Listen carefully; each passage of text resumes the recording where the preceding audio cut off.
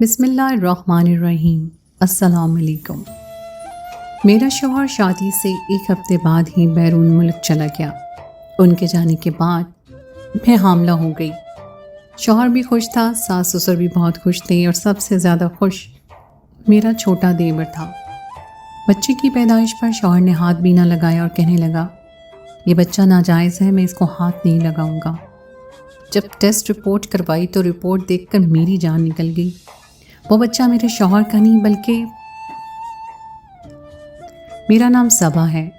میری عمر صرف 20 سال تھی۔ جب میرے لیے ہمسایوں کے گھر سے رشتہ آیا تو سب نے یہی کہا کہ لگتا ہے کوئی چکر چلایا ہے، جبکہ ایسی کوئی بات نہیں تھی۔ ان لوگوں نے مجھے دیکھا تھا تو ظاہر ہے مجھے پسند کر لیا، کیونکہ میں بہت زیادہ خوبصورت تھی۔ اپنے بیٹے کے لیے میرے رشتے کی بات کر دی اور میرے ماں باپ نے یہ سوچ کر ہاں کر دی کہ ساتھ والا گھر ہے تو دیکھے بھالے لوگ ہیں اور بیٹی بھی ساتھ ہی رہے گی۔ لیکن یہ بات بعد میں پتہ چلی کہ وہ شادی کے بعد گھر بدل لیں گے، لیکن پھر بھی وہ لوگ اتنا دور نہیں جا رہے تھے، اس لیے کوئی مسئلہ نہیں تھا۔ ضروری بات یہی تھی کہ وہ لوگ بھروسے والے تھے۔ یہ لوگ ہمارے دیکھے بھالے تھے اور ہم ان کو بچپن سے جانتے تھے۔ میرے لیے خاندان سے بہت سارے رشتے آ رہے تھے، بہت سے لڑکے تھے جو مجھ سے شادی کرنا چاہتے تھے، کیونکہ میں اس خاندان کی اکلوتی ایسی لڑکی تھی جو فی الحال شادی کے قابل تھی۔ میرے علاوہ صرف 2 کزنز اور تھیں، لیکن ان کی عمر صرف 5 اور 7 سال تھی، اس لیے خاندان کے سارے لڑکوں کے لیے صحیح آپشن میں تھی۔ لیکن میرے بابا اس خاندان میں شادی نہیں کرنا چاہتے تھے۔ ان کو اپنے خاندان کے لڑکوں سے کوئی محبت نہیں تھی۔ وہ کہتے تھے کہ سارے کے سارے نکمے ہیں اور میں پڑھی لکھی تھی۔ اس لیے میرے پاپا کہتے تھے کہ میں اپنے خاندان کو اچھی طرح جانتا ہوں، یہ کل کو تم سے ہی نوکری کروائیں گے۔ جب باہر رشتہ آیا تو بابا نے فوراً ہاں کہہ دیا۔ خاندان والوں نے کافی شور بھی ڈالا کہ خاندان میں اتنے سارے لڑکے بیٹھے ہیں اور آپ لڑکی باہر دے رہے ہیں۔ تو بابا نے کہا کہ میں لڑکی ایک لڑکے کو دے سکتا ہوں، اور اگر ایک لڑکے کی اگر شادی ہو جائے تو کوئی اتنی بڑی بات نہیں ہے۔ اگر ان کے نصیب میں شادیاں ہوئیں تو ان کی بھی ہو جائے گی۔ میری بیٹی ہے، میری مرضی ہے، میں اس کی شادی جہاں مرضی کروں۔ میرے شوہر کا نام عثمان تھا اور وہ دیکھنے میں کافی غصے والا لگتا تھا۔ اس کے گھر میں اس کی امی، ابو اور ایک چھوٹا بھائی تھا، اور ایک بہت ہی چھوٹی بہن تھی جو صرف 7 سال کی تھی۔ میرے دیور کا نام نعمان تھا۔ ان کی چھوٹی بیٹی ہمارے گھر آتی جاتی تھی۔ وہ بہت خوش تھی کہ میں اس کی بھابھی بننے والی ہوں۔ شادی ہو گئی اور وہ لوگ گھر بھی بدل کے مجھے وہیں پر اپنے ساتھ لے گئے۔ شادی کے ایک ہفتے بعد میرے شوہر کو باہر کے ملک جانا پڑا، کیونکہ اس کا کام ایسا تھا کہ وہ باہر کے ملک میں ہوتا، تو یہ بات ہمیں پہلے سے پتہ تھی۔ میرے گھر والوں کو اس بات سے کوئی مسئلہ نہیں تھا، کیونکہ میرے اپنے ابو نے 15 سال باہر کے ملک میں گزارے تھے، اور جب واپس آنے لگے تو انہوں نے اپنا گھر بنا لیا اور چھوٹا سا کاروبار بھی۔ یہ الگ بات ہے کہ جب میں امی کو دیکھتی تھی کہ وہ بابا کو بہت زیادہ پیار کرتی تھیں، روتی تھی ان کے لیے، کہتی تھی کہ پیسے مل رہے ہیں لیکن شوہر کا ساتھ نہیں مل رہا ہے، وہ بہت زیادہ پریشان رہتی تھیں۔ پھر آہستہ آہستہ ان کو بھی عادت ہو گئی۔ میں امی کی طرح زندگی گزارنا نہیں چاہتی تھی، لیکن شاید میری قسمت میں یہی لکھا تھا۔ لیکن امی نے تو بابا سے پسند کی شادی کی تھی۔ وہ دونوں ایک دوسرے سے بہت محبت کرتے تھے۔ میرے معاملے میں تو ایسا کچھ بھی نہیں تھا، جبکہ سارا خاندان یہی باتیں کر رہا تھا۔ کیونکہ میں خاندان والوں کو نہیں ملی، اس لیے اب وہ میرے خلاف ہی بولتے تھے۔ لیکن میرے بابا بہت غصے والے تھے۔ بابا نے کہا کہ جو میرے سامنے بولے گا میں اس کا منہ توڑ دوں گا، اور اگر کوئی پیچھے بول رہا ہے تو اس کا ہم کچھ نہیں کر سکتے۔ اسی لیے ان باتوں پر زیادہ دھیان دینے کی ضرورت ہی نہیں ہے۔ میری ساس بہت اچھی تھی، ہمارے گھر بھی آتی جاتی رہتی تھی۔ پہلے سے ہی کبھی کھانے کی چیز بنا کر لاتی، وہ بہت اچھا کھانا بناتی تھی۔ ان کا رویہ تو بہت ہی اچھا تھا۔ انہوں نے حج بھی کیا ہوا تھا، لیکن سب کہتے تھے کہ پہلے سارے ایسے ہی اچھی طرح پیش آتے ہیں، بعد میں پتہ چلتا ہے۔ لیکن ابھی تک تو سب کچھ ٹھیک تھا۔ میرا شوہر جب چلا گیا تو میں اسے ایئرپورٹ چھوڑنے گئی تھی۔ اس نے کہا تھا میں تمہیں بہت پسند کرتا ہوں، تم اچھی لڑکی ہو، میرے ماں باپ کا خیال رکھنا، میں 1 سال کے بعد آ جاؤں گا، پھر تمہیں اپنے ساتھ لے جاؤں گا۔ میں نے کہا کہ کیا میں اپنی امی کے گھر جا سکتی ہوں؟ تو اس نے کہا کہ کوئی مسئلہ نہیں ہے، جب تمہارا دل کرے تم اپنی امی کے گھر چلی جانا۔ میں نے 1 مہینے کے بعد جانا تھا، لیکن میری چھٹیاں ختم ہو گئی ہیں، اگر نہیں گیا تو نوکری سے نکال دیں گے۔ تمہارے لیے بہت سارے تحفے لے کر آؤں گا، تمہیں کیا چاہیے؟ میں نے کہا کہ جو کچھ مجھے چاہیے اگر میں نے بتا دیا تو آپ ہنس پڑیں گے۔ اس نے کہا کہ نہیں، تم مجھے بتاؤ، میں تمہارے لیے لے کر آؤں گا۔ میں نے کہا کہ مجھے چاکلیٹ بہت پسند ہے، باہر کی ملک کی چاکلیٹ بہت اچھی ہوتی ہیں۔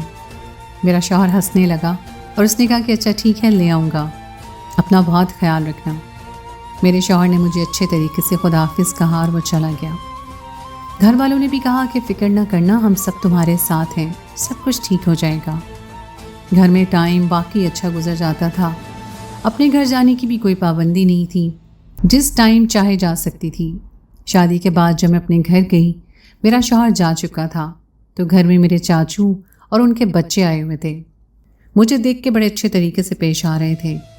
چاچو کا بیٹا بھی مجھے پاگلوں کی طرح چاہتا تھا، لیکن میں نے اسے کبھی لفٹ نہیں کروائی تھی، کیونکہ اب میری شادی ہو چکی تھی۔ کہنے لگا کہ آج ہمارے ساتھ نہیں بیٹھو گی، آگے پیچھے تو ہم مل کر کھیلتے تھے۔ میں نے کہا کہ میری شادی ہو گئی ہے، میں کسی کی عزت ہوں، تمہارے ساتھ بیٹھ کر نہیں کھیل سکتی ہوں، مجھے اور بھی بہت سے کام ہیں۔ اس نے مجھے عجیب نظروں سے دیکھا اور رات کو میں اپنے کمرے میں سو گئی۔ میں جب بھی جاتی تھی تو میں اپنے کمرے میں ہی سویا کرتی تھی، لیکن صبح میری آنکھ نہیں کھلی۔ جب آنکھ کھلی تو میں ہاسپٹل میں تھی۔ امی نے کہا کہ تمہیں بہت تیز بخار ہے اور تم بالکل بھی ہوش میں نہیں آ رہی تھی۔ سارے لوگ ہی میرے لیے پریشان تھے۔ ایک بات میں نے دیکھی تھی کہ جب شادی ہو جاتی ہے تو بیٹیوں سے محبت زیادہ ہو جاتی ہے۔ سب ہاسپٹل میں تھے اور بابا بھی پریشان تھے کہ کیا ہو گیا ہے، ہماری بچی کو نظر لگ گئی ہے۔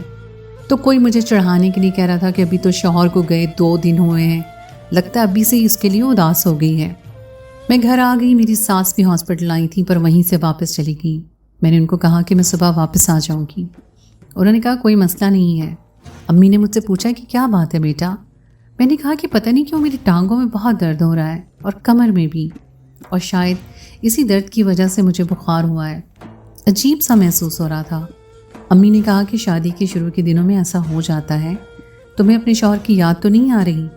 میں نے کہا کہ ابھی تو یاد نہیں آ رہی، ابھی پرسوں ہی تو گئے ہیں، اور ویسے بھی آپ کو تو بہت محبت ہے بابا سے، ہماری شادی تو آپ نے اپنی مرضی سے کروائی ہے، اس لیے مجھے فی الحال ایسا کچھ محسوس نہیں ہو رہا ہے، سب کچھ ٹھیک ہے۔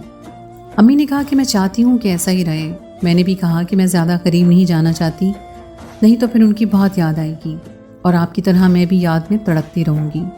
امی نے کہا کہ بالکل صحیح سوچ رہی ہو تم، ویسے بھی ایک بہت ہی مشہور رائٹر نے کہا ہے کہ شوہر سے محبت کون کرتا ہے، شاید اس نے اسی لیے کہا ہے کہ 3 ہفتے کے بعد مجھے پتہ چلا کہ میں امید سے ہوں۔ یہ خبر دونوں خاندانوں کے لیے بہت زیادہ بڑی تھی۔ سب نے کہا کہ اس دن جو طبیعت خراب ہوئی تھی وہ بھی شاید اسی وجہ سے تھی، لیکن اس ٹائم ظاہر ہے پتہ نہیں تھا کہ 3-4 ہفتے بعد ہی پتہ چلتا ہے۔ سب لوگ بہت زیادہ خوش تھے، میرے سسر اور ساس کی تو خوشی کی انتہا نہیں تھی، اور میرا دیور بھی بہت زیادہ خوش تھا۔ دونوں خاندانوں کا پہلا بچہ تھا، اس لیے بہت ہی زیادہ خوشیاں منا رہے تھے۔ یہ بات میرے شوہر کو بھی بتا دی تو میرا شوہر بھی کافی خوش نظر آ رہا تھا۔ اس نے ویڈیو کال کی تھی، میری بھی اس کے ساتھ بات ہو جاتی تھی، ہر دوسرے تیسرے دن وہ کال کر لیتا۔ اس نے کہا کہ اب تو بچے کی چیزیں لانی پڑیں گی، تم نے تو خرچ بڑھا دیا ہے۔ میں نے کہا جی بالکل، بچے کی تو ساری چیزیں لے کر آنی ہیں۔ میں خود بہت زیادہ خوش تھی، میرے دھیان بچے کی طرف لگ گیا تھا۔ کچھ دن بعد مجھے پتہ چلا کہ میرا وہ کزن جو مجھ سے شادی کرنا چاہتا تھا، میرے چاچو کا بیٹا جنید، اس نے کسی کے گھر میں چوری کی ہے اور اسے پولیس پکڑ کر لے گئی ہے۔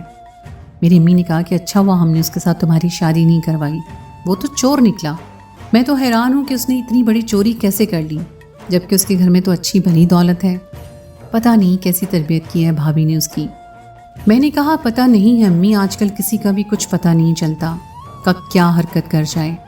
جنید کو چوری کرنے کی کیا پڑی تھی؟ چوری تو وہ لوگ کرتے ہیں جو مجبور ہوتے ہیں، لیکن یہ تو بالکل بھی مجبور نہیں تھا۔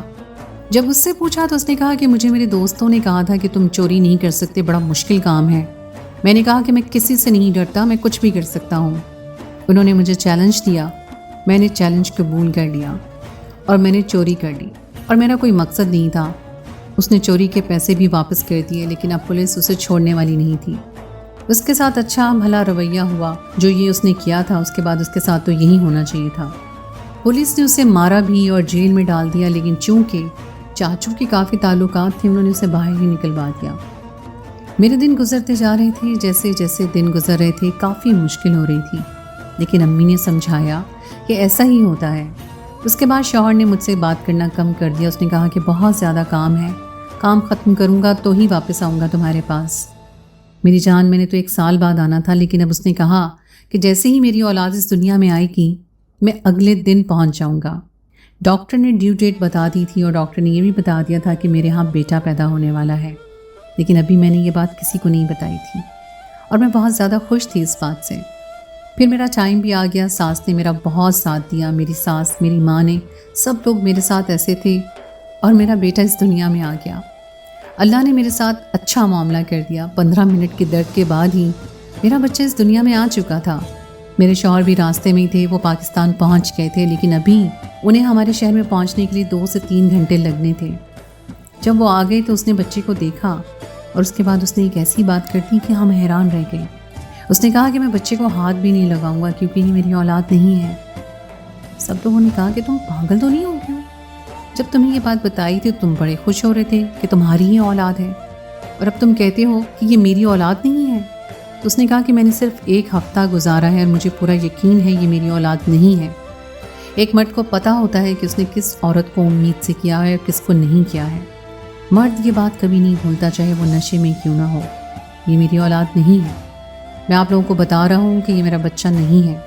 پہلے مجھے ان باتوں کا پتہ نہیں تھا، پھر میں نے اپنا دماغ چلایا، اپنے دوستوں سے مشورہ کیا اور مجھے پتہ چلا کہ یہ تو میرا بچہ ہے ہی نہیں۔ میرے سسر نے شوہر کے منہ پر تھپڑ دے مارا اور کہا کہ تم بچے ہو، یہاں کوئی مذاق چل رہا ہے؟